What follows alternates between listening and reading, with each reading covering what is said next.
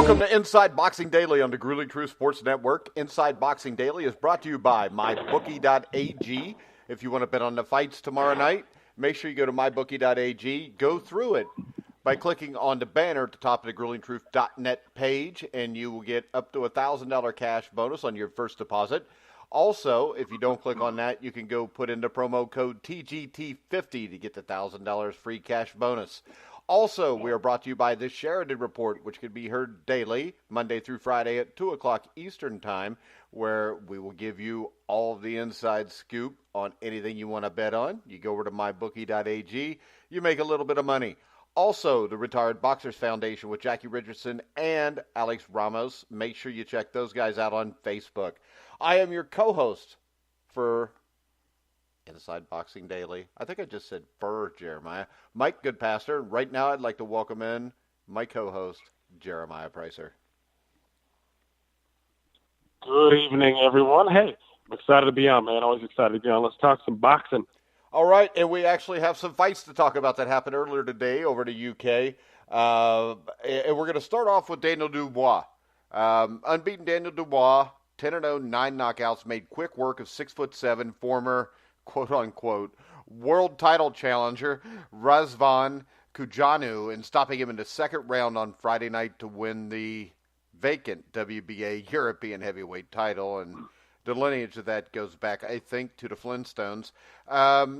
Dubois captured the big Romanian heavyweight against the ropes in round 2, unloaded with a series of hard shots to the head and to the body to put him on his back. And although Kojanu tried to get back to his feet, he was unable to. Referee Steve Graves stopped the fight. And the thing that stands out to me here is Kojanu is not a great fighter. He's one of those gatekeepers, but he's went the distance with some really good guys. He's been knocked out a couple times, but nobody's done it as impressively as Dubois has. Yeah, no, you're right. I mean, we were talking about on the show, about Dubois and his opponent here, and I was hoping for a knockout. I mean, we're using this as a grade towards, against what others have done. And as we also talked about, Kajanu's gone the distance with some notable fighters. Joseph Parker. So he's not a bad guy. Yeah, right. He's not a bad fighter. He's one of those guys that, like you said, is a bit of a gatekeeper. And I was happy to see Dubois get him out of there. I mean, Kojanu thought he could fight back a little bit on the ropes, and he really got himself in trouble there. He was just inaccurate with whatever he was trying to do against Dubois, and he got caught and got blasted out of there. I mean, I was happy with the performance. Again, that's what you want to see when you got a guy who's an up-and-comer. And I think it means that, I'm not sure what this exactly is going to teach him, but it's a good win nonetheless. And again, he'll just move up and onward for this one. I mean, I don't know. It didn't really last very long. I mean, Dubois didn't really have a lot of rounds to put in. But that's what you want. I mean, you want to see him get in and get this guy out of there quicker than anybody else had. That's what was impressive to me. I've liked Dubois since the first time I saw him early in his career, and I still think he could be the future of the heavyweight division. Yeah, and I'm, if they're going to have a Nathan Gorman match after this, I guess that builds a little bit towards that, doesn't it? I mean, if I'm Gorman watching that, I'm not saying I'd be afraid or anything, but, it's definitely something to watch out for. I mean, obviously the guy can punch quite a bit, and yeah, I mean, Dubois, it's hard to say whether or not he has a bright future, but he did the right thing here. Well, the thing that stood out to me is they interviewed Nathan Gorman after the fight, and his point was styles make fights. That's why he got him out of there quicker. But hell, if you'd listened to Nathan Gorman, you'd have thought that he eventually knocked Kojanu out also. I think from what I saw, I think Dubois handles Gorman rather easily right now. Well, I don't know. Again, it's tough for me to say. To me, Gorman's kind of like an Andy Ruiz Jr. kind of fighter. I'm not convinced he's on that level, but that's just kind of what he has stylistically. He's shorter, but he's got quick hands for a heavyweight. He's not a big puncher or anything. But I think that would be interesting. I think Dubois wins. I think he probably knocks him out as well. I don't know. I'm not sure he gets him out of there easily. I do think Gorman would go more rounds than Kojanu did. That I would probably say confidently, but might as well make the fight and see how it goes, and see, kind of put it as a crossroads fight. All right, next up on the card, the main event, undefeated WBO Intercontinental Light Heavyweight Champion, whatever that is, Anthony Yarde obliterated the overmatched 38-year-old opponent Travis Rees, who was 17-4 coming in with only 7 knockouts, 5th round knockout.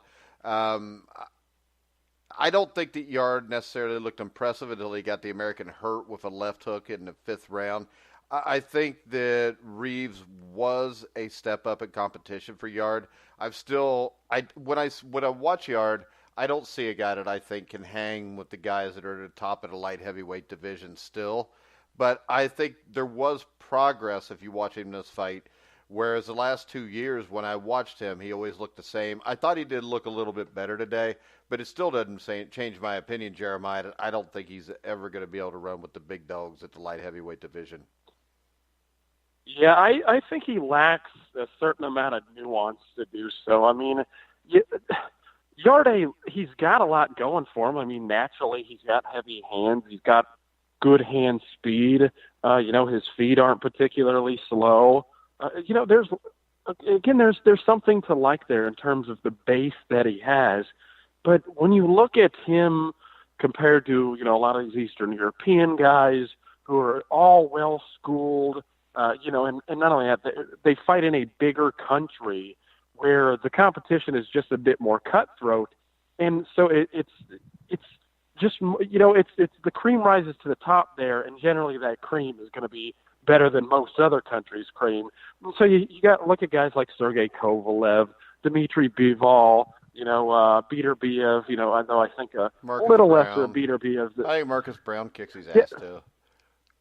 Yeah, I think Brown's probably a bad styles matchup for Yarde, but in terms of the Eastern European guys, I mean, most of them look like these sharp technicians and they're defensively responsible. Yarde, to me, he lacks a certain something, and I just think that, I can tell you from watching him guy, what I think he lacks. I think he's missing 3 very important things. I think he lacks defense, stamina, and experience. And if you throw him to Sergey Kovalev right now, you're probably going to ruin him anyways.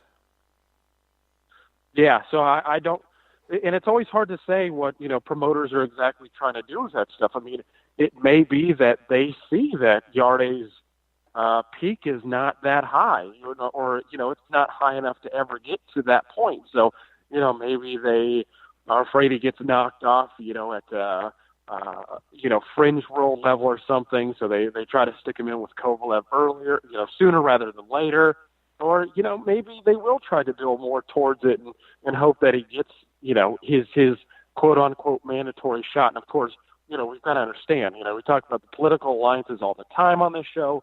The WBO and Frank Warren are tight, so it's kind of at Frank Warren's beckoning. If he thinks that Yarde has a short peak and he could potentially lose to somebody lesser, then, he might get him that shot quickly. Or again, if he feels like he can build him more and more, then maybe he'll do so, and then it'll be a few years down the line before we get something like that. Of course, by that time, if it does take a couple of years, Sergey Kovalev might be gone by that point. It might be, one of these other Russian technicians who have inherited that crown, maybe even Marcus Brown. It's hard to say with politics and whatnot, though. Al Heyman and the WBO are not particularly close with one another. But, yeah, I think you're right. I mean, Yarde does seem to have a little flash about his style and does seem to lack, the defense department. But I agree with you. I don't think he stands the test with the best guys at 175, which is a tough division. Yeah, and let's move on to a fight that I think is really interesting, even though if you go to mybookie.ag, you could get Ugas as a plus 265, and I'm really considering doing that. And if you do it through thegruelingtruth.net, TGT50, or go to thegruelingtruth.net website, click on the banner there. But Sean Porter today weighed in at 148.8. So right there, that's a question to me. The other question to me is when you look at Ugas, he towered over Porter in the stare down. And I think when you combine these things, the size advantage in itself is probably not enough to get you a win. But I think his European style and the length he has is going to give Porter's style trouble. And now you've got to worry about how much damage this does to Porter's stamina going into tomorrow night, coming in almost 2 pounds overweight. Yeah, I think it's a serious thing that, Shawn Porter had to go to the length of cutting his hair to make weight. I mean, that's, it's not often that you see something like that. I mean, it shows that he was really struggling. And, it's always hard to tell, what a guy's body is going through. Maybe he's outgrowing it. I mean, he was a linebacker in high school, and then he is getting a little bit older, so maybe he's outgrowing the weight. I don't know, but it does seem to come with those sort of side effects that it affects your stamina, and you don't perform as well. I mean, and I think there's something notable that you touched on as well, that Ugas is significantly taller. I mean, he's longer. I mean, he's not a puncher, but the guy is skilled. He's improved since his early tough fights. I mean, I remember when he was, he was struggling against the hairy guy from Georgia, Levon something. I can't remember his damn name right now. The hairy guy from Georgia. All right. That's a good enough explanation anyways, I think. He's a wolf man. I can't remember what his nickname was. It might be Wolf Man or something. But anyways, now Ugas has come a long way. I mean, he's boxing better. He's smarter with all this stuff.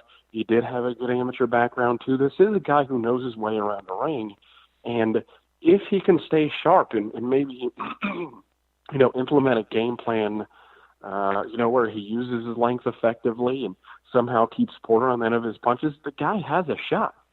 I mean, I think he can box well enough to earn a points verdict, but that's kind of my thing is, can he keep Shawn Porter off of him? Because I think Porter has the better inside game. Right, he has shorter arms. He's got my question with Ugas also is this, Jeremiah. We haven't really seen him fight a pressure fighter either. Right. Yeah. I mean, we've seen him fight long guys like Jamal James and some others, but he really hasn't fought a guy with Porter's versatility. And that's one of the things to like about Porter. He can box a little bit. He can brawl a bit if he needs to. It's just whether or not, Ugas can keep him on the end of his punches. And we saw guys like Kell Brook, Keith Thurman, who are pretty good at that. Though, Keith Thurman's was a little more diverse in his attack than Kell Brook was. Kell Brook was, pretty reliant on the straight right hand, and then he would clench him, and then they would reset, and then he would do much of the same thing. It was effective, not necessarily pretty, but Ugas isn't really that style of guy, so I'm not going to compare him to Kell Brook. Ugas is a guy who punches more freely than Kell Brook seemed to do at the highest levels. And again, I can see that working to his detriment because, Porter is the sharper inside fighter. He may get clocked a few times. But, again, I'm just repeat myself at this stage, but if Ugas can keep him at length, use that jab effectively,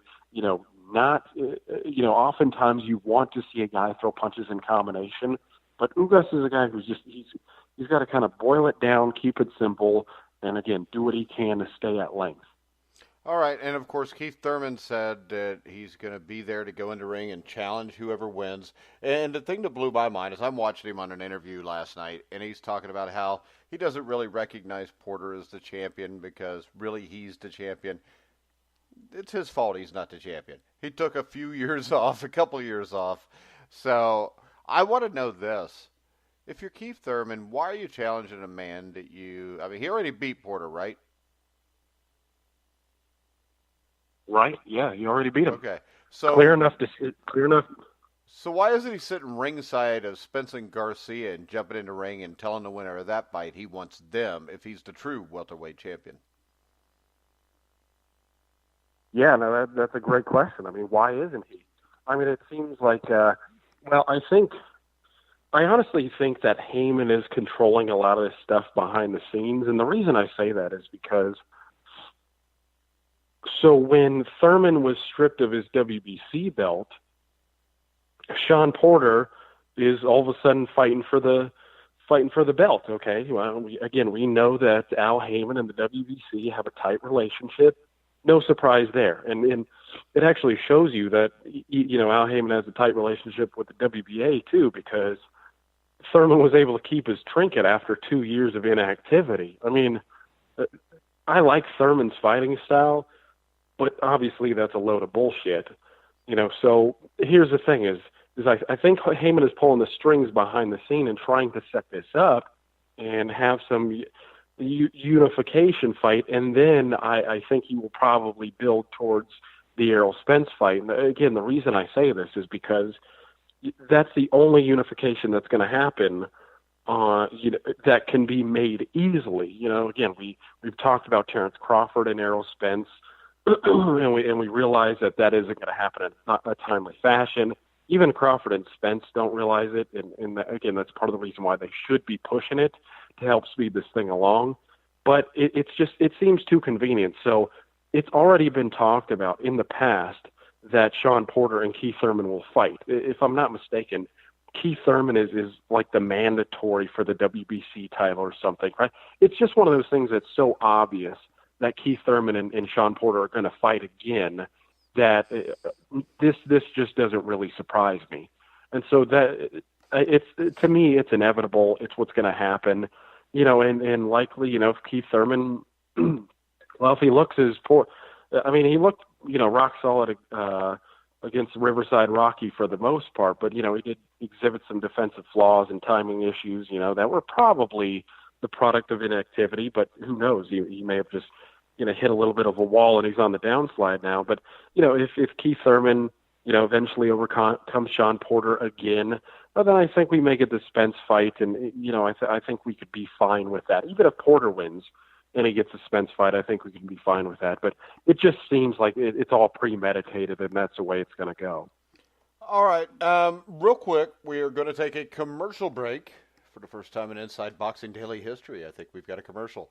We will come back. We will talk about Wilder-Breazeale and how that's going to be on pay-per-view. Isn't that a treat for all boxing fans? And then we'll talk about Triple G with the zone, so Canelo can duck him for like 2 years and then beat him when he's in a wheelchair. So we will be back in 1 minute and 12 seconds. Hi, I'm Mike Goodpaster from the Grueling Truth Sports Network, and I'm here with just one simple message. If you're watching the games, it's time to start making money. The Grueling Truth has recently partnered with MyBookie.ag, an industry-leading sportsbook website, who reminds you that where you bet is just as important as who you're betting on, and that's why the Grueling Truth urges you to check out MyBookie.ag. In addition to the usual thousands of odds, money lines, proposition bets, and futures offered on MyBookie.ag daily, they also have in-game live betting and a mobile site that makes wagering on the go easier than ever. So join now and MyBookie will give you up to a free $1,000 cash bonus on your first deposit. Just enter promo code TGT50, that's TGT50, to take advantage of this offer. You can also go to thegruelingtruth.net, click the banner at the top of the page for MyBookie.ag, and also get the same benefit and the same $1,000 free cash bonus on your first deposit. So visit MyBookie.ag, courtesy of the Grueling Truth, and enjoy winning today. MyBookie.ag. You play, you win, you get paid. All right, guys, we're back on Inside Boxing Daily. I'm Mike Goodpaster with Jeremiah Preisser, and we're going to start off with Mike Coppinger has reportedly told everybody that Wilder-Breazeale will be on pay-per-view Showtime. It looks like it'll be like $65. Somehow Wilder's getting $12.5 million to fight Breazeale. This is a bad idea. I mean, Coppinger claims that, 320,000 pay-per-view buys by Tyson Fury. All legit numbers I heard were between 280 and 300 or 275 and 300. Will this get 100,000 buys, Jeremiah? Will this get 100 buys, Mike? Well, I mean, the problem with this is this. If he comes out and he can't get 100,000 buys for this, that's going to hurt him big time when it comes to getting a fight with Fury or Joshua. Yeah, and the numbers are going to be bad. I mean, if 100 people pay for this, you're either, rich and don't, you're a rich boxing fan and you don't care, or you're just a huge Wilder fan and you can't wait for it to pop up on YouTube and download it and then watch it, or, something like that. You can't watch it on a stream. I mean, it's pay-per-view. When I heard that it was pay-per-view, I can't say that I was shocked because nothing in boxing shocks me. But I was pretty damn surprised. I mean, I just don't know how this becomes pay-per-view, and I'm sure there are more, insider types who've elaborated on this. And, again, oftentimes they don't pay attention to the ins and outs of that stuff because it's all just kind of goofy. I mean, just the way the economic model of boxing is. I mean, Breazeale is obviously not Wilder's best opponent. I mean, I didn't have to pay any fee to watch him fight Ortiz, so I don't know how or why this warrants a pay-per-view fight. Obviously, it shouldn't. I mean, Breazeale is he's fun. He'll come at you. His chin is pretty good. I mean, his power is okay, but he's more of a volume type of guy. But it's just one of those fights that isn't particularly intriguing, especially with all the chatter about, Joshua and Fury. With three guys still having yet to sort it all out amongst themselves, a guy like Breazeale really isn't. It's just not that intriguing. I'm not, not high on this fight at all. I don't know anybody else who is. I mean, essentially, this is just Joshua leftovers. And Joshua beat him up. I mean, it was he made fairly light work of a guy like Breazeale. So that's about the only thing I can say about the fight is maybe it'll provide some sort of test, and we can see where Wilder kind of ranks against Joshua. But we already know. I mean, we've already had that sort of fight. I mean, Eric Molina, right? Joshua made light work of him too, whereas Wilder was extended 9 rounds, I believe, and was even stunned at one point. So I don't get it. Again, this fight sucks. The whole what.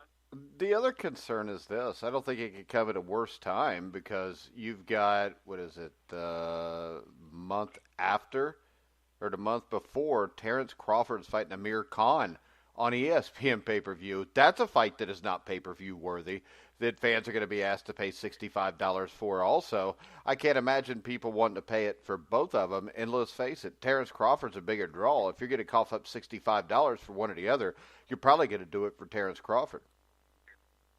Oh, yeah. Well, because Khan is pound for pound a much better fighter than Dominic Breazeale. And he's a name at least. Much better. Yeah, exactly. Well, the thing about Khan is actually one of the most popular fighters in the sport, and it's not that everybody in England, or the UK loves him, because they don't. I mean, he does get mixed reviews over there, right? He was an Olympian, and that endeared him to many, many people. But of course, a lot of his out of ring exploits, and the cheating on his wife and all this other stuff, that hasn't been particularly appealing. And plus, he's been knocked out a good number of times, so a lot of people recognize that he's already kind of peaked. I mean, and he's on the downside as well. But Khan is one of those guys. He, in a way, he's kind of like Jorge Linares, where they both have a lot of talent. Khan is a really good fighter. I mean, hell, he was outboxing Canelo. I mean, obviously the scorecards didn't indicate it, but I mean, a lot of people thought that yeah, right. A lot of people thought that Khan was up in that fight. I mean, and this is a guy who started off at 135, and he brought his speed up with him. He was sharp, his boxing skill was good. This is a guy who can pretty much hang with anybody until he gets hit on the point of the chin. I mean, his talent is that good. But of course, after being knocked out so many times, moving up and down in weight, this is obviously an even lesser version of Amir Khan. But still, no matter what version this is of Khan, unless he's completely shot, he's a better fighter than Breazeale. And obviously, if you have to pick between the two, because you're going to see a knockout in both fights. So, I mean, are you going to go watch Deontay Wilder fight Breazeale, this lumbering volume guy with titties? Or are you going to watch, Terrence Crawford, arguably the pound-for-pound number one fighter in the world, fight Amir Khan, who is arguably a pound-for-pound talent himself, but chinny, So it's one of those things, like, Khan will give you the excitement, but just at one point he's going to hit the deck. So Yeah. to me, that's a no-brainer. I'm not paying for either one. I'm going to make that clear. No, but me neither. Con Crawford is more worth it. Yeah, it wouldn't take much. And the thing that's interesting to me, though, is Matchroom boxing promoter Eddie Hearn, from everything I've had, offered Wilder a big chunk of money, similar to what Top Rank was offering for the fight with Breazeale. But the catch and the reason that Wilder didn't take it, and this is for all you Deontay Wilder nut huggers, was that if he took the fight with the money for Breazeale, he would have had to fight Anthony Joshua next.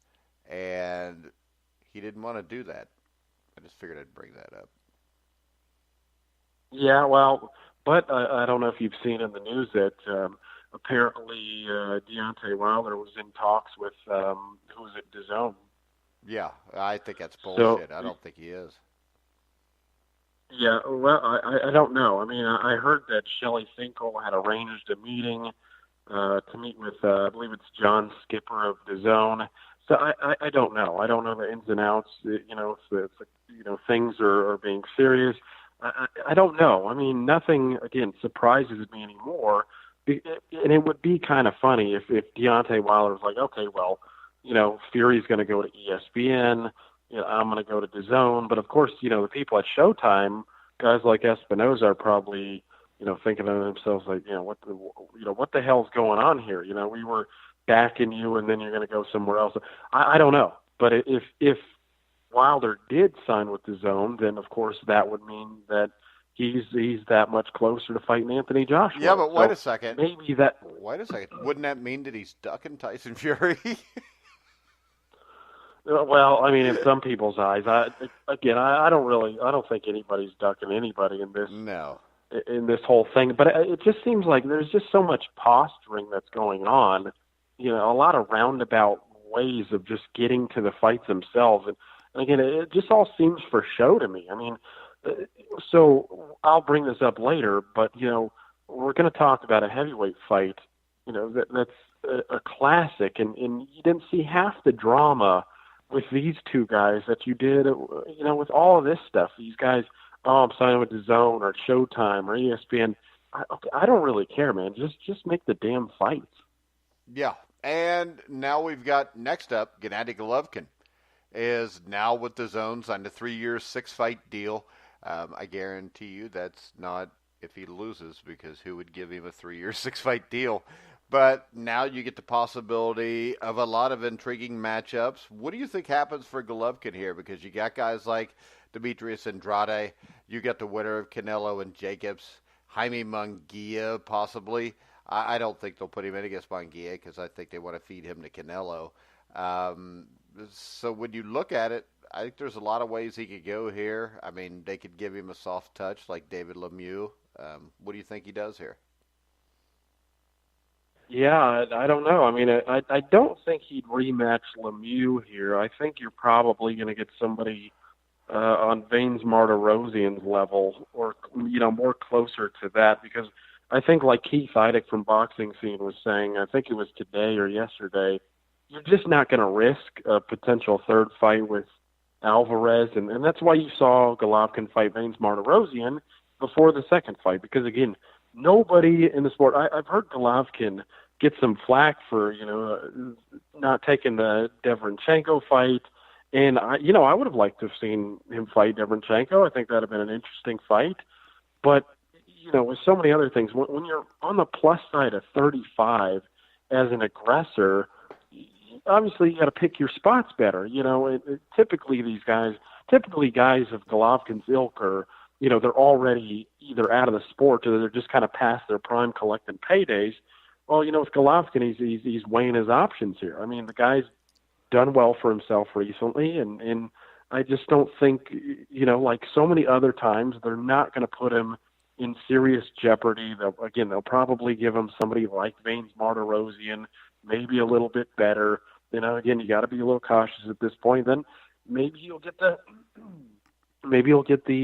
trilogy with Canelo Alvarez in the fall. And I was watching, or I was reading some of the stuff Keith Idec said earlier today too, and he seems to think that DAZN is actually pulling the strings here, where they're doing more in dictating who Canelo Alvarez is fighting than Golden Boy actually is. They're basically saying, hey, we need money. We need to get the subscriber numbers up. So we need to ensure that you're fighting top-notch talent, and that's all good and well if that's true. I mean, you couldn't even fault Canelo Alvarez if he fights Daniel Jacobs, who is arguably the best middleweight in the world, and then Golovkin later on in the fall. But it's a good thing for Golovkin. The only thing is they didn't disclose the dollar amount, for what Golovkin is getting. So it's kind of tough to. They said 9 figures.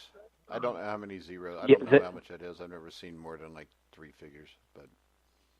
Yeah, right. Yeah, I haven't seen more than one, so no. But yeah. They didn't exactly say how much that he's getting, and I'm sure if he fights Canelo, with all the way the revenue is chopped up. I mean, he's obviously making. I heard he could make upwards of about $30 million if he fights Canelo Alvarez. So 9 figures.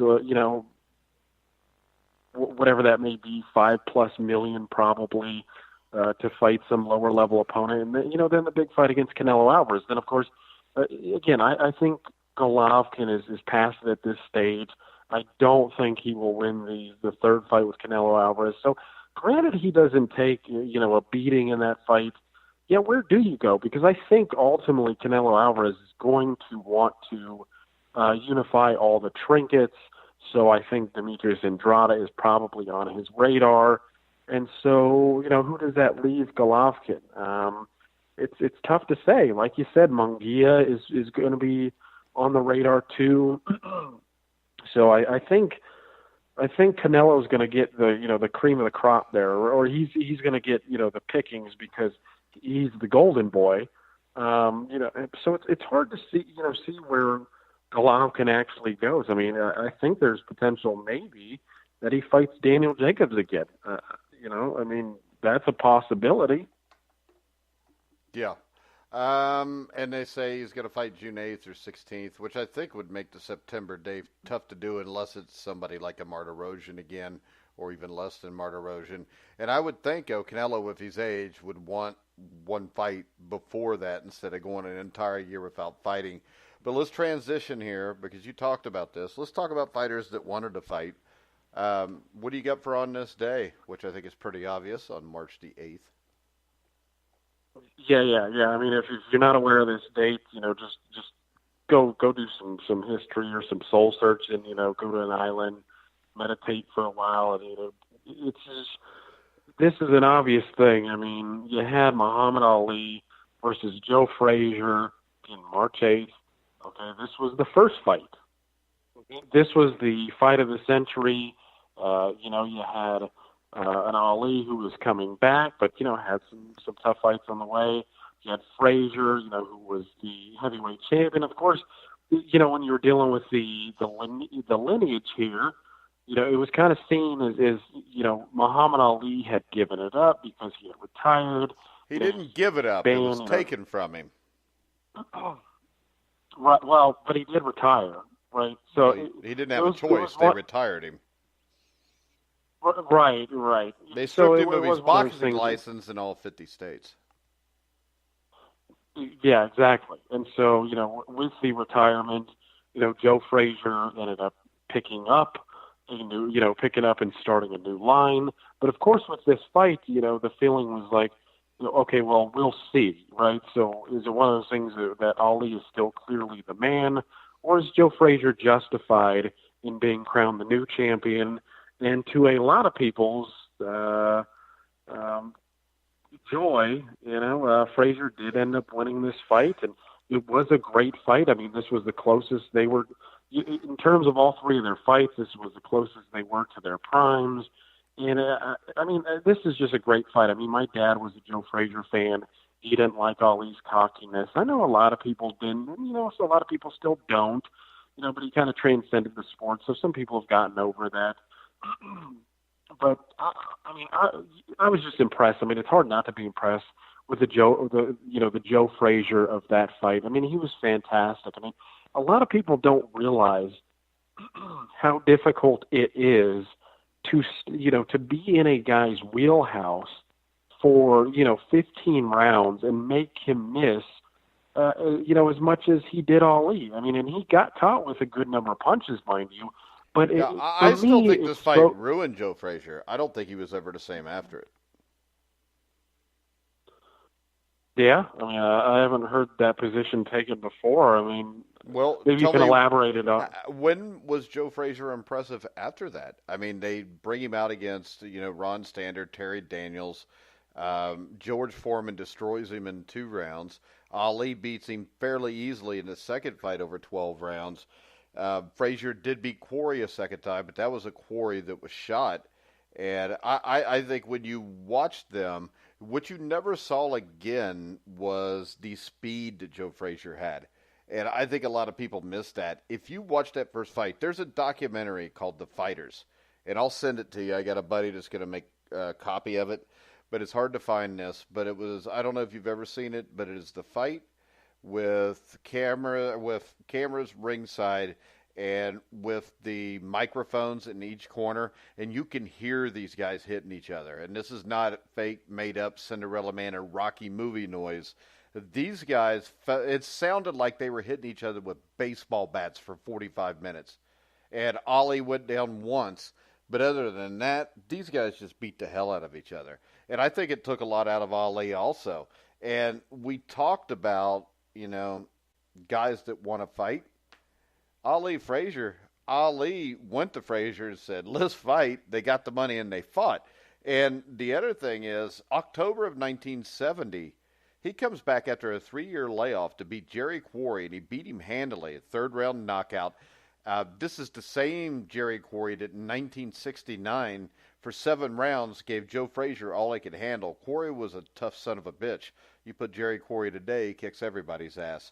And after that, he goes and he fights, I think, in January or something, Oscar Bonavena. Oscar Bonavena was a tough son of a bitch, too. He gave George Foreman all he could handle, or Joe Frazier all he could handle a couple years before. And then in March, he's fighting Joe Frazier. So from October to March, he fights a top 5 contender, a top 10 contender, and then he fights Joe Frazier. And, I mean, if this was today, this is what would have happened. Ali would have came out of retirement, and he would have signed with ESPN+. He'd have signed with Top Rank. All right? He would have fought Sefer Seferi in October of 1970. He then would have came back, and in June of 1970, he would have fought Terry Daniels. And then in August, he would have come back and he'd have fought Boone Kirkman. And then, 1972, he probably goes ahead and he probably rematches Jerry Quarry so you can make some money off the black-white thing. And then, he probably rematches Bonavena because that was a competitive fight the first time. And then I think by late 73, you see Ali-Frazier won. That's how it would have happened if it was like it was today. Yeah, how times have changed, huh? Yeah. I mean, that fight, if it would have ever taken place, because then Foreman would have knocked out Frazier. Frazier would have signed with DAZN. Foreman would have, signed with... Yeah, and then none of the three would have ever fought each other. And then eventually... He would have signed with Showtime. Yeah, and then eventually Foreman would have fought Lyle for the Diamond Mariachi belt, and Ali would have retired as a 15-division champion because they would have added 4 divisions up above that for him, so he could have done that, and then that's the way it would have been. Because today is stupid. In 1971, it was awesome. I mean, you look at Roberto Duran. He moves up in after the De Jesus fight. I think it's 78. Within 2 years, he's jumped from lightweight to welterweight, no junior welterweight bullshit, and he goes directly for Sugar Ray Leonard. And then they fight again 4 months later. And then 10 months later, Leonard's fighting Hearns. That stuff does not happen today. That would be like right now, Errol Spence fights Mikey Garcia. All right, it's a really good fight. They fight again in November. And then after that, Spence fights Thurman in March of the next year. And then, he's fighting Sean Porter at the end of that year. That's what it would be like today if it was like it was 30 or 40 years ago, or even 20 years ago. That is why, if you're under the age of 40 and you're running around talking about extra divisions and, he's a WBO champion, you're fucking stupid because you just don't know. It's not the way it's supposed to be. The best are supposed to want to fight the best. And that's not the way it happens. Ali-Frazier was something that can never, ever happen again. It hasn't happened since. Holmes-Cooney was close. Hagler-Leonard was close. But the thing about it is this. When you look at it, Ali-Frazier was basically black versus white because white America, for the most part, cheered for Joe Frazier. Because, Ali called him an Uncle Tom and all this bullshit that wasn't true. While Ali was basically fighting against corporations and the American government by refusing to go to Vietnam. And the great thing about Ali is he was fighting against that in 65 and 66 into 67 before anybody else did. And let's fast forward. If you think he was a draft dodger, you're stupid. Because in the end, Ali was right. We shouldn't have been over there. 60,000, mostly under the age of 25 men should not have died in that fight. And he had the balls to stand up and say it's wrong. And he had the balls. He didn't run. He didn't go to Canada. He didn't do all this bullshit. What he did is he stayed, and he was ready to face it and go to jail or whatever they did. So to me, that's not a draft dodger. That's a conscientious objector.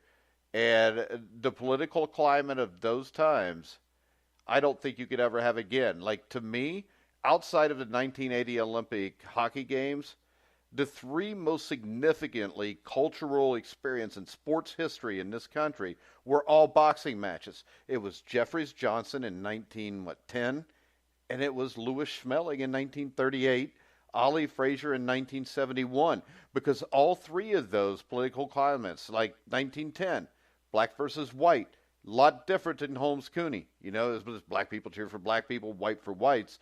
But Jeffries and Johnson was culturally historic, all right, because of the times. Those times don't exist anymore, no matter how bad people want you to think they do. And in 1938, you got Louis Schmeling. You got what is perceived as a Nazi against an American in the shadow of the biggest war ever fought in the history of civilization. And then you've got Ali-Frazier 3 with the backdrop of the Vietnam War, and Ali being gone for 3 years because he stood up for what he believed in. They were both Olympic gold medalists when that mattered. And that's all I got to say about that. Well, I mean, it's not like you're too far off here. I mean, so tell me where I'm off then. You just said I'm not too far off. Tell me where I'm off at. Well, no. I mean, I think you're right. I mean, it's one of those things that, this is why I pay attention to a lot of pre-World War II fighters, because the times were just more interesting. I mean, you talk about the backdrop. I mean, when you had guys going into the war, some of them like Barney Ross become an addict. He goes off to the Japanese island. He's getting injured. He comes back and beats his addiction and, lives a... What was the Barney Ross movie? Was that The Monkey on My Back? Hell, I can't remember. I think it was. It wasn't very good. It wasn't very good. Great movie. Yeah, if you want to sit there and laugh and think you could make a movie yourself, it was a tremendous movie. Yeah, no, that movie was not... I paid $2.99 to see that on my cable like 2 years ago when me and John Raspani were doing the top 10 boxing movies of all time. Yeah, that was a waste of $3. Yeah, but it was funny how bad it was. Yeah, I have Barney Ross's bio, and if I remember correctly, it's been a few years since I read it. I think they made that movie because there was a boxing movie, kind of like a bio that they had done of a boxer before that, and a couple boxers were trying to piggyback off its success. it ended up failing. But yeah, I mean, regardless of the failure, Barney Ross was a damn interesting fighter, right? I mean, you just look at the times, and it made things more interesting. These guys are, doing war efforts and all sorts of compete, going into the war themselves and fighting more often, and it's just a more interesting time. And like you said, it's no matter how hard somebody may try to tell you that, they're fighting, the uphill, an uphill battle, right? Like, I mean, come on, man. I like Tyson Fury, and, his story's endearing to many people. Shut up and quit being a pussy. Jeez. Yeah, it's like, dude, when you talk about, right, you get depressed and there's homeless people in the streets, Tyson. Did you know that?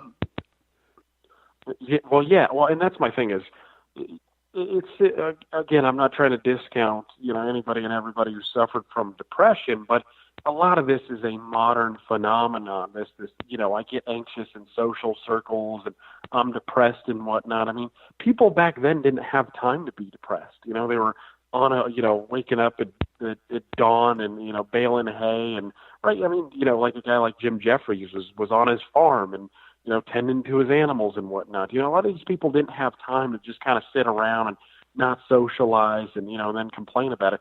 It's just, to me, when I look at the story of Tyson Fury binging on drugs and alcohol and whatnot, and then I think of a guy like Kasim Uma, who was a good fighter himself, and this dude was a child soldier. Yeah, when he's like 8 years old, he's fighting in a war.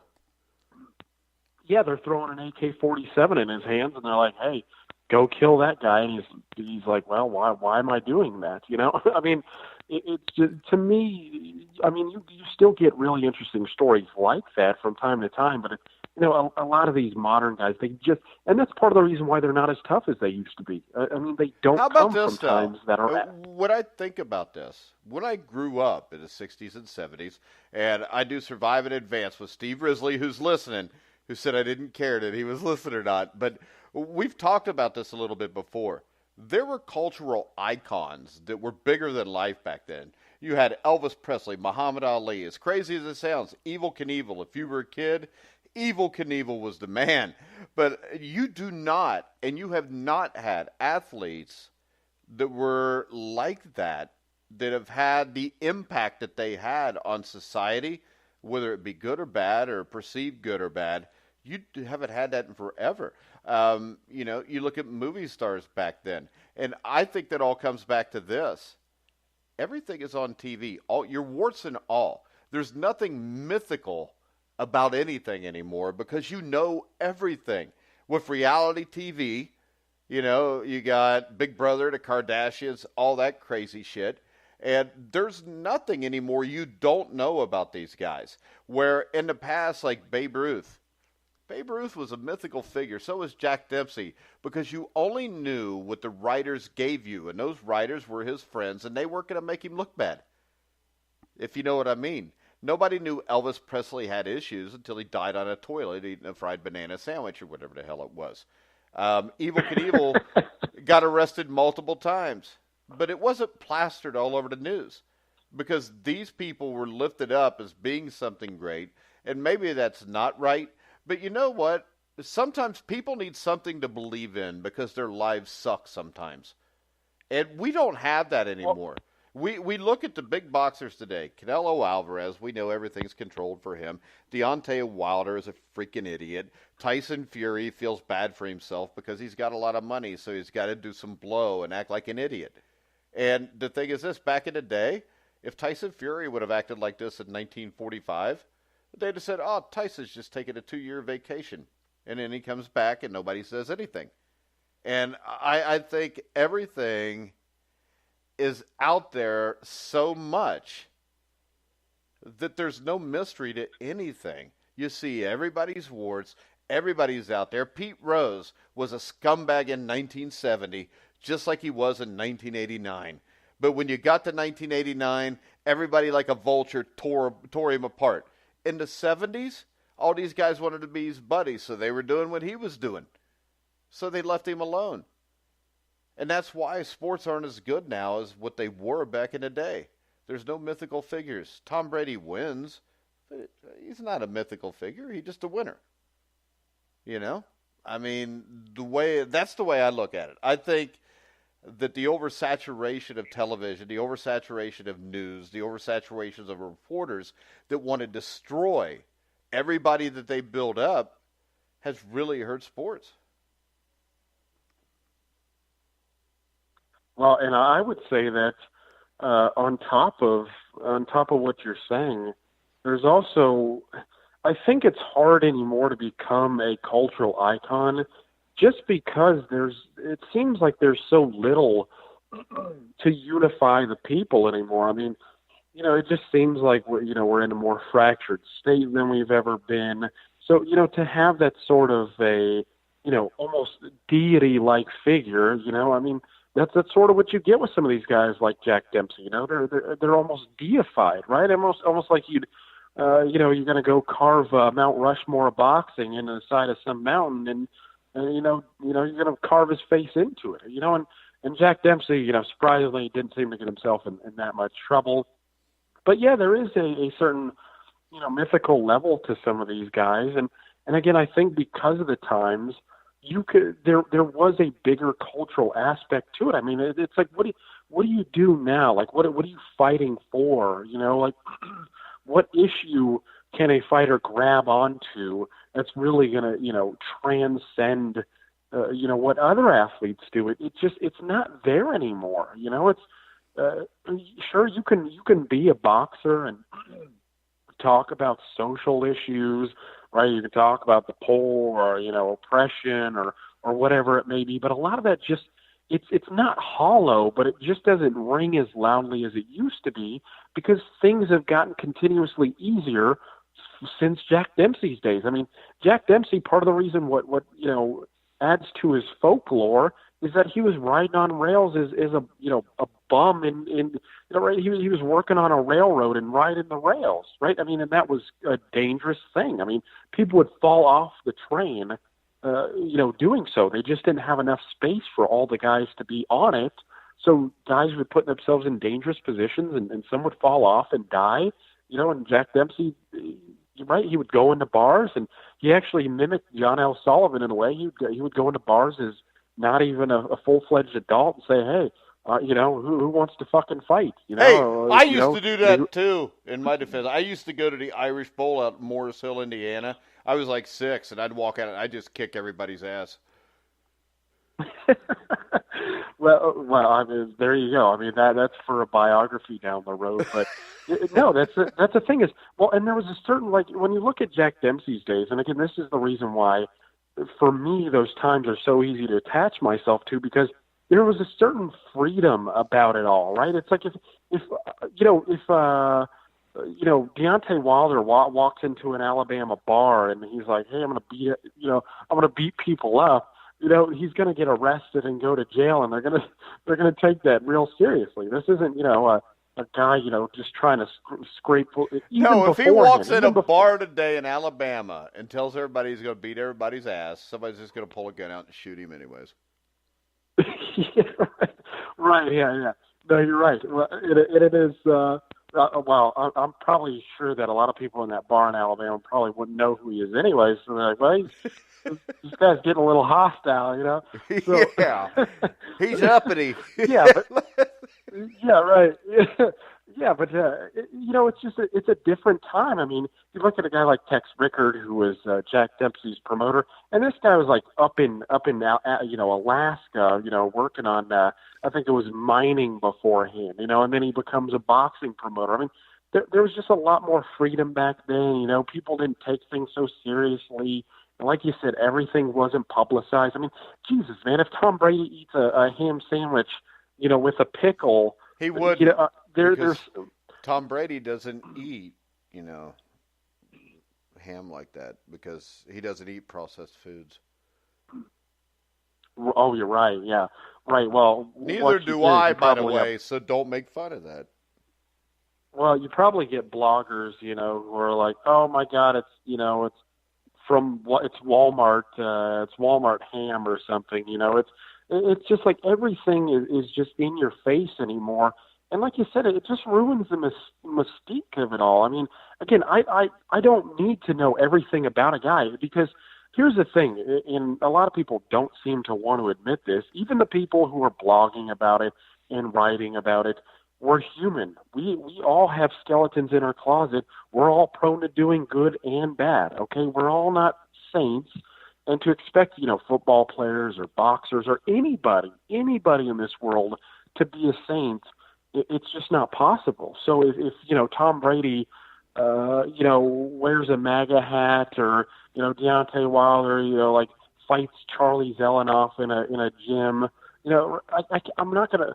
We shouldn't be holding these things against these guys forever, right? I mean, we've just become so polarized in the way we view things anymore. It's like, not only do I have to know where the guy plays football, but what his politics are, what awards he's winning, what sort of diet he's on.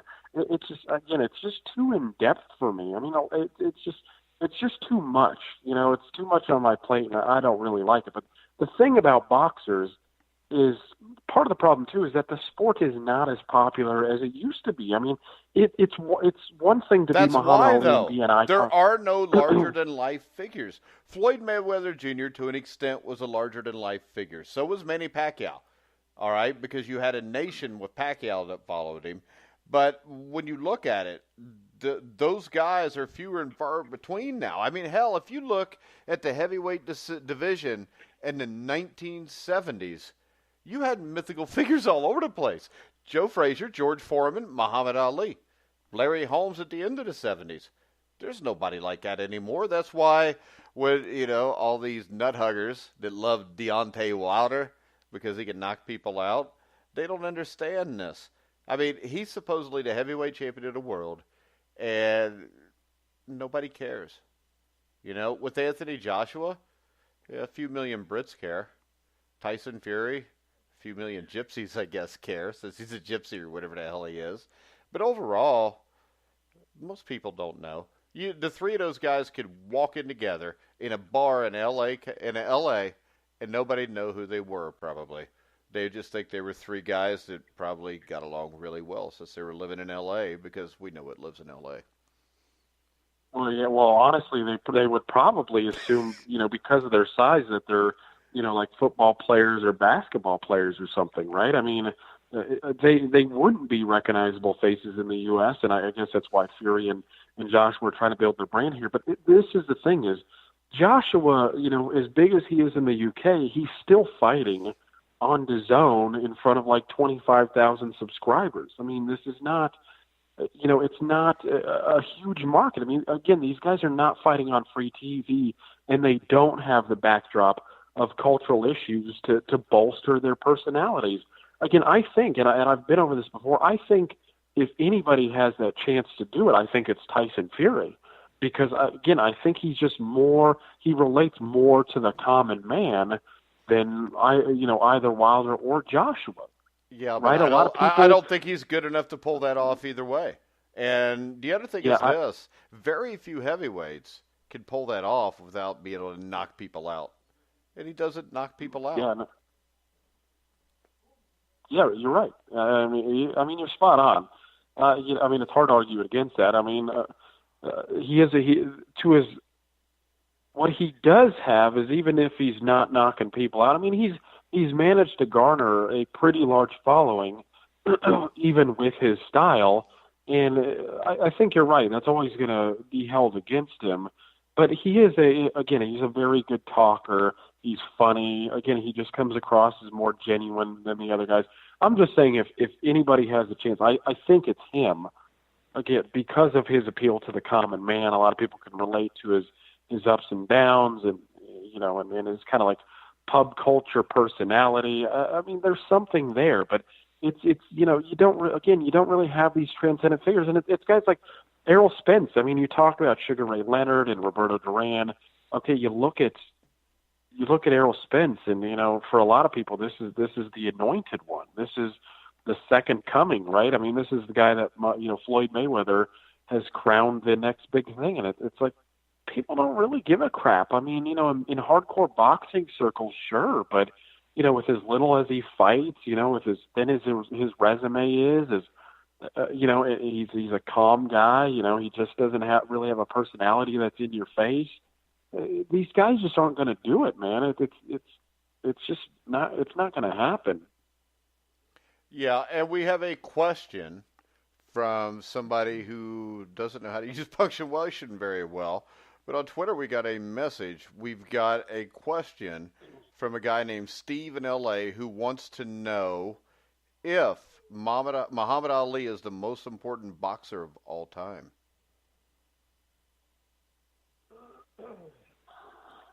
All right, I guess I'm fielding this first.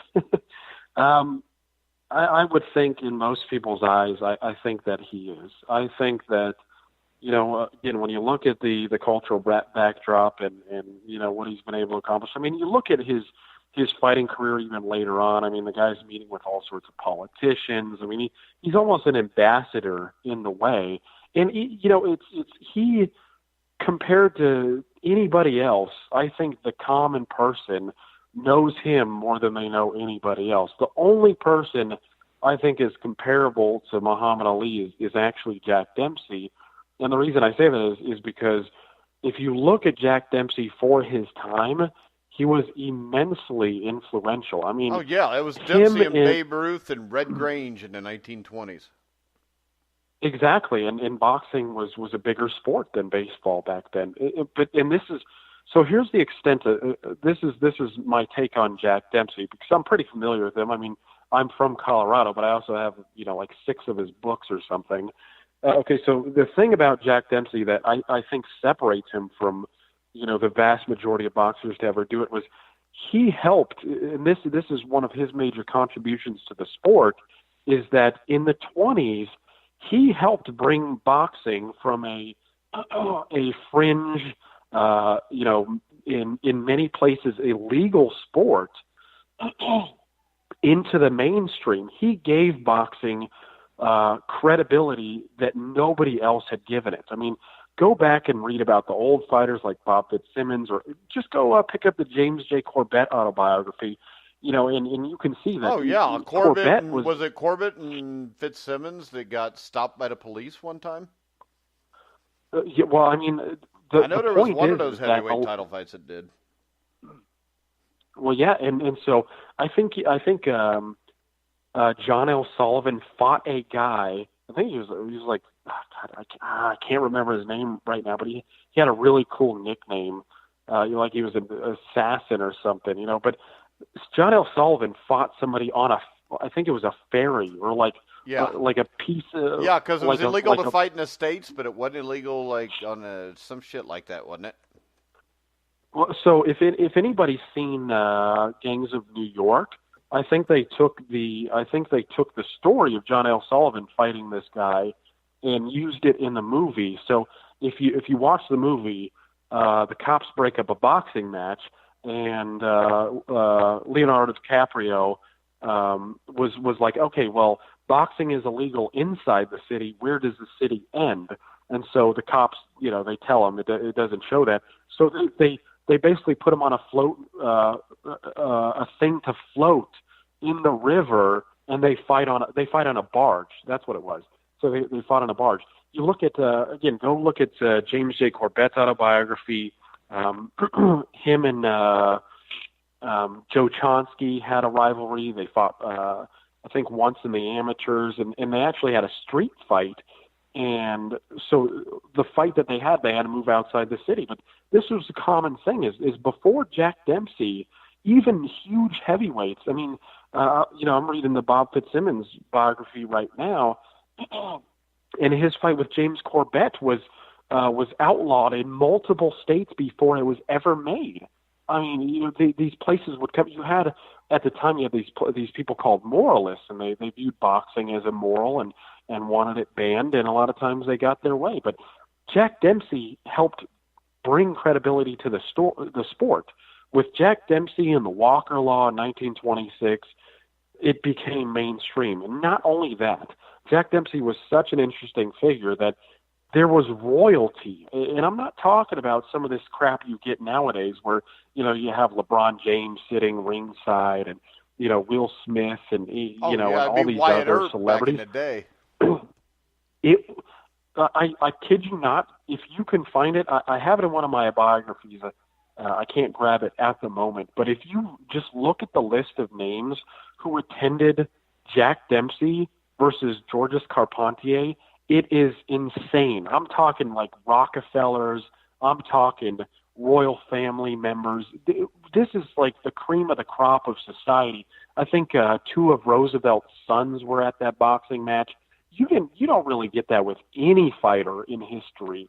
I mean, he really was a transcendent figure, and not only that, you had it against the backdrop of World War One. So a lot of service members. I mean, initially Jack Dempsey was viewed as a slacker, and he was given a lot of crap for what appeared to him be avoiding service. But and I think he said that he had to take care of a dying family member or sick family member, something like that. But this is a guy, because of World War One, because of his influence.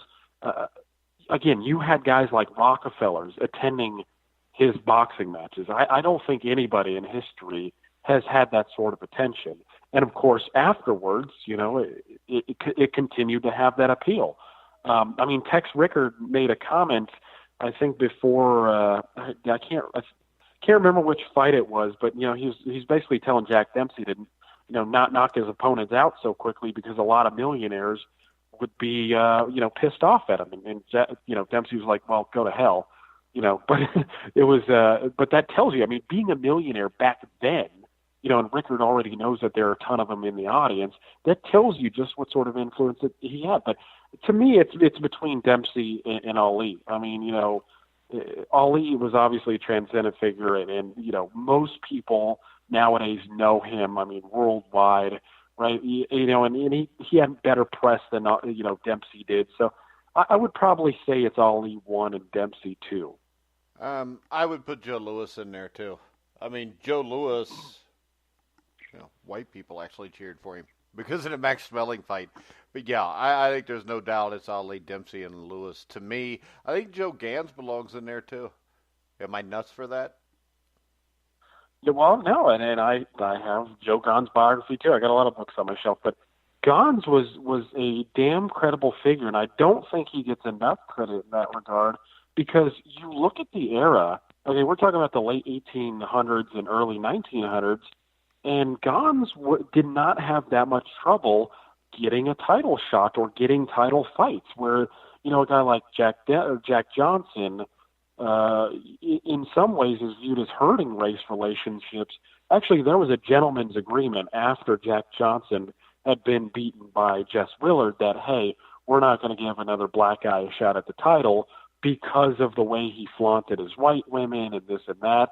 Well, Joe Gans was sort of the anti-Jack Johnson, and he was viewed as being good for race relations. He was more of the Joe Louis type where he was very good at his craft. He was very respectful in his demeanor. And again, this is why he was able to get title shots even after he had lost his title, right? He got the Battling Nelson fight again, right, when he lost his title.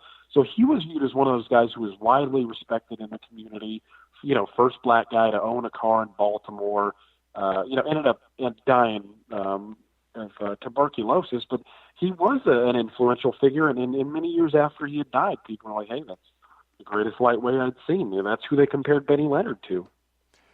All right. I think we're out of stuff to talk about, Jeremiah. We're probably not. We can probably go on, but we got to get this posted at some point.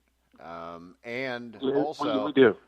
Since I'm on the same kind of diet that Tom Brady is, I made my own energy bars tonight, and I'm pretty excited about eating one in about an hour when they're done. And it was no bake. I didn't have to use any knives because I almost cut my hand off cutting a pineapple yesterday. And then tonight, to make matters worse, I've got the no-bake cookies or whatever it is, and I got to melt the chocolate chips to put chocolate icing on them. And, this is my problem. I had to melt them in the microwave. I melt them in the microwave. I take my left hand that I got 5 stitches in last night by jamming a knife into it. And for some reason, I don't realize that if something's been in the microwave for 2 minutes, you probably shouldn't originally just reach in and grab it, and I did.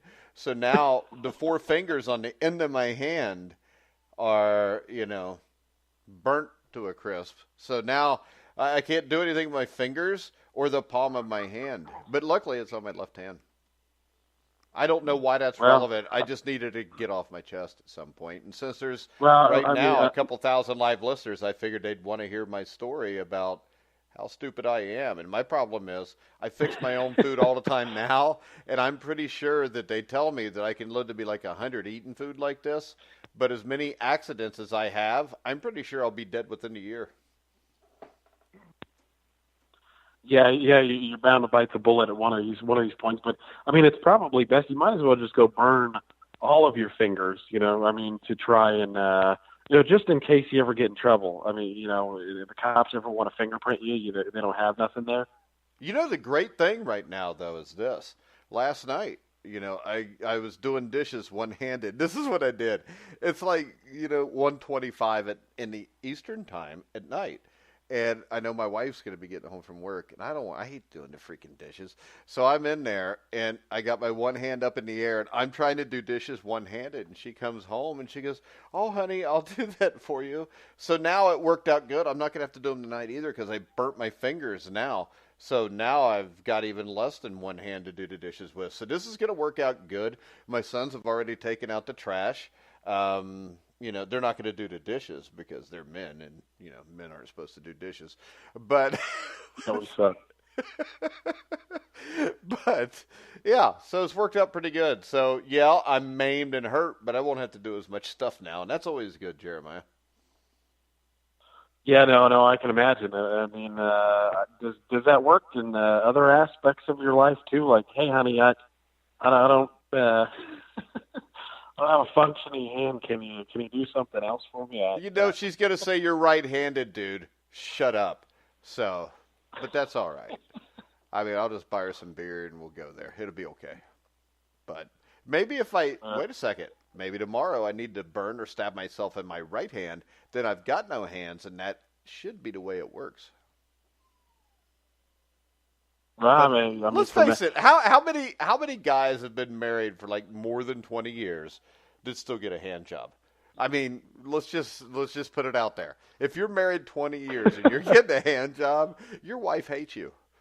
I mean, why would you want a hand job? There's so many other ways you can take care of things like that. And I mean, what the hell? If I'm going to get a hand job, shouldn't I just do it myself? I know what I like. She's just guessing. Well, that's what I tell my wife. I made there was no bones about it. I told her, I'm like, hey, you're just not as good at this as I am. Yeah, the thing is this: one night, if you have your girlfriend or your wife doing it, I mean, eventually after a minute or two, she starts grabbing her elbow, like her arm's getting tired. I mean, you're a dude. I mean, come on. She's not acclimated. When I was 15, I could do that for an hour and a half. My arm never got tired at all. But my right bicep was like twice the size of my left bicep. No, I hear you, man. My wife, she starts getting, tuckered out at like 2 minutes in. I'm like, you gotta pump up those numbers, rookie, because this is just not working out. Because it starts getting sloppy, man. It's kind of like. It's like it's like it's after midnight. We're all right. Yeah. Well, it's a bit like shaking a dying man's hand. It starts getting a little sloppy.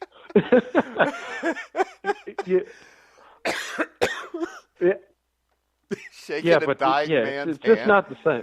Okay. Does that mean you're losing interest, or she is? Because it sounds like your old man maybe getting flaccid or something. I don't know, but I'm trying to get her stamina up and whatnot. So her right arm's getting a little bigger than her left too. All right. Yeah. Well, this has gone off the rails as it usually does. All right, guys, we're gonna go ahead. We're gonna wrap the show up because there's nothing else to say now after that. Hopefully our wives will not listen to this show, so we won't be cut off for the next couple months. But I'm sure they won't. So we're going to wrap it up. I want to remind everybody, go to mybookie.ag. Will you sign up through The Grueling Truth by going to thegruelingtruth.net, click on the banner at the top of the page. Or you can go straight to mybookie.ag and type in the promo code TGT50, and you will get up to a $1,000 cash bonus according to how much money you put in on your first deposit. So make sure you check that out. I want to remind everybody the Sheridan Report will be back tomorrow at 4 o'clock Eastern Time, brought to you by mybookie.ag. And then Sunday night, we will have Inside Boxing Weekly at 9 o'clock, and we will add in, of course, our old buddy, what's his name again? John Einreinhofer. He almost seems like a guest now since, we do this all the time, and it's without him. But, he has an important job lawyering in West Virginia, so there's probably a lot of family trials there, paternity stuff. Also, I couldn't help it. I goes there every time I think of John, and it's bad because John's a nice guy and would never do anything like that. Also, dang. All right, we got to wrap it up before I choke to death. But yeah, that's what she said. But let's go ahead and we will have the Indiana Basketball Weekly Show. We will wrap up the regular season with myself, Steve Risley, Colin Hartman. Cole Hanna may or may not. I think he's going to be at the game, so he won't be with us. But we'll have a special guest, Kent Sterling. So make sure you check out the Indiana Basketball Weekly Show. That'll be immediately following the Indiana-Rutgers game. And then Monday, we'll be back with Survive in Advance, Brian Ralph from Fansided and Busting Brackets. And he will be on to preview the conference tournaments. Tuesday on Survive in Advance, we will have Daniel Brown, free agent tight end, preview with the Chicago Bears. Wednesday, we're going to have a guest. On Thursday and Friday, we'll have a guest. I don't remember all this off the top of my head, so I'm not going to act like I do. But we're going to wrap the show up. Make sure you go to iTunes, rate the show, give the show the thumbs up. If you want to send any questions or comments to the show, you can do it through Spreaker, of course, to gruelingtruth.net. Or you can go to our Twitter pages, which is TGTN Boxing, or at The Grueling Truth. So we're going to go ahead and wrap the show up for tonight. I want to remind everybody you can hear all of our shows on iHeartRadio, iTunes, TuneIn, Spreaker, Stitcher, wherever you find sports podcasts, you'll find The Grueling Truth. So for Jeremiah Preisser, I'm Mike Goodpaster. You've been listening to The Grueling Truth, where the legends speak.